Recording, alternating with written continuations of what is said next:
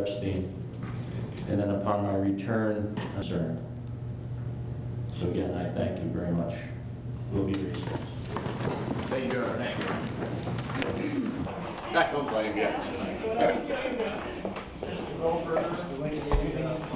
The court made it very clear that he was not going to allow this case to turn into a trial about whether and to what extent Jeffrey Epstein molested dozens of children. It was not going to be about that.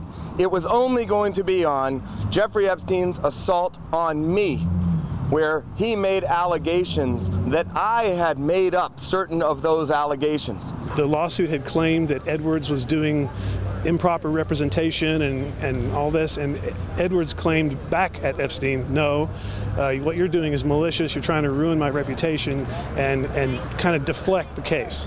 And so here we are, finally it's settled. We don't have all the terms of it, but it sets the stage for something else. I'm now getting calls from my clients who have been hidden, who have been pushed into silence, scared to death. This was part of their healing. This was never about me. I took this case to the end for them, and the focus should go back on them. We're going to have a volume of victims that are going to come forward and be ready to testify and not get cross-examined. Testify about what happened to them in a way that will help them heal. Jeffrey Epstein's victims from the very beginning.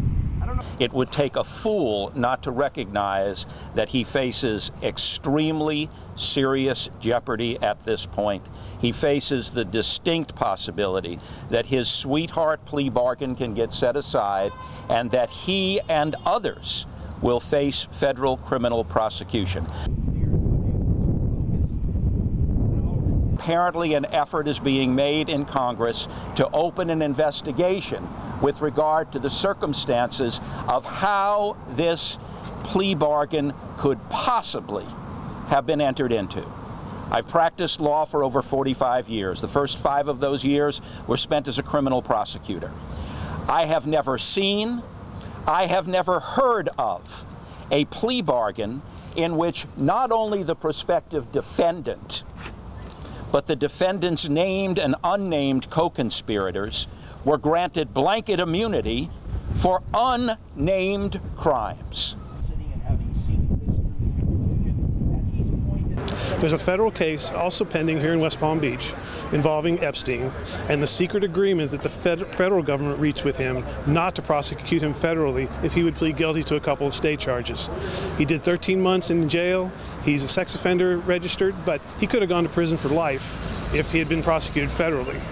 So now, Brad Edwards, our attorney here, and some of his clients, the women, want to try to undo that secret agreement and have him be opened up again for prosecution, possibly, for all of it, the whole thing, in the federal system. So that's where we go next. Case file. All the relate to Jeffrey Epstein.